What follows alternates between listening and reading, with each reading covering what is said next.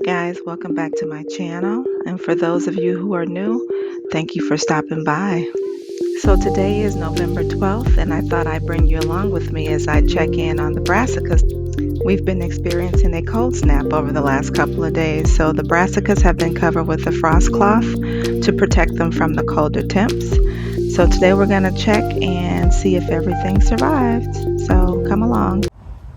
Alright guys, so here we are at the cabbage patch, and at first glance everything appears to be looking okay, even a bit thicker than the last time I checked. And you can see that the leaves are even starting to fold in like they're what typically do when they're starting to form a cabbage head.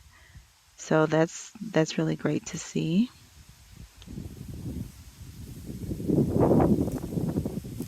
I also see a little bit of leaf damage, so there's definitely something in here that I will need to, some sort of pest that I need to address. So I'm going to have to take a closer look at that. But overall, everything looks pretty full, healthy. Leaves are thinking, hey, ladybug. Cute little ladybug in there.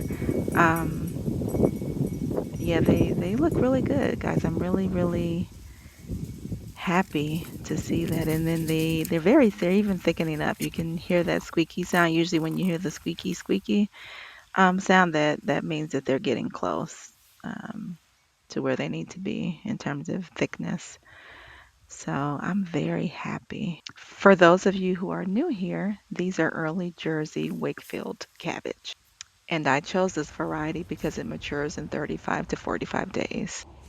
Okay, now I'm going to give you a quick look at the brassicas that are growing in the bed that is directly behind the cabbage patch bed. And on this side, I have some collards. This is a southern Georgia collard. Um, Looking really good. Back here, we have a bok choy, which is looking very vibrant and green. And then this, I think, is a broccoli, although it looks like a collard. This is another bok choy. And up here we have, let's see, I think a kale plant. Yeah, kale.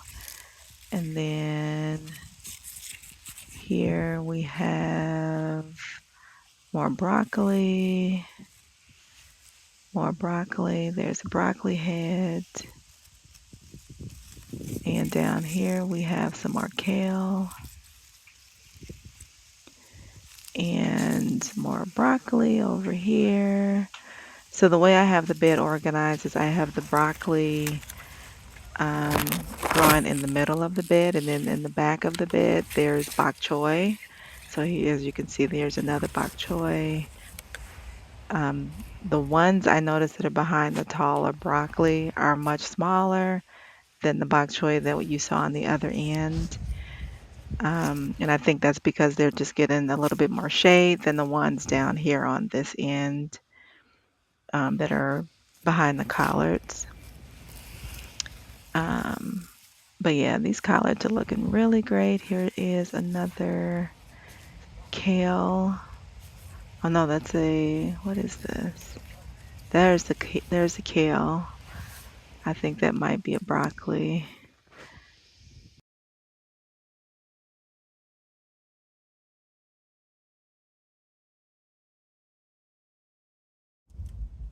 All right, guys, so it is the next day, and I thought I would come back out and check on the cabbage patch and the brassicas and see if they're all still looking pretty good. And I'm pleasantly surprised to see that they have perked up even more since yesterday. More ladybugs.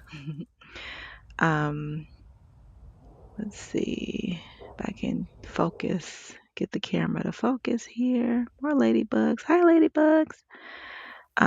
But they have definitely started to perk up a bit more since yesterday. And I think, today obviously it's a lot sunnier outside, and I think that's really helping helping them to, I guess, giving more life to them, so to speak. So they're looking really, really good still. Yeah. So now I'm going to show you the brassicas.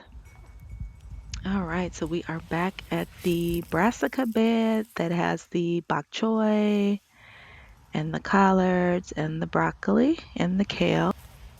And they all look like they're standing up a little taller than they were yesterday, most likely due to the sun exposure that they're getting.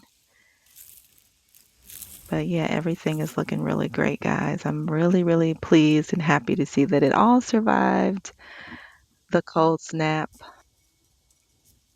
Well, that's it for today's video. Thank you so much for stopping by. I hope you enjoy the content and don't forget to like and subscribe.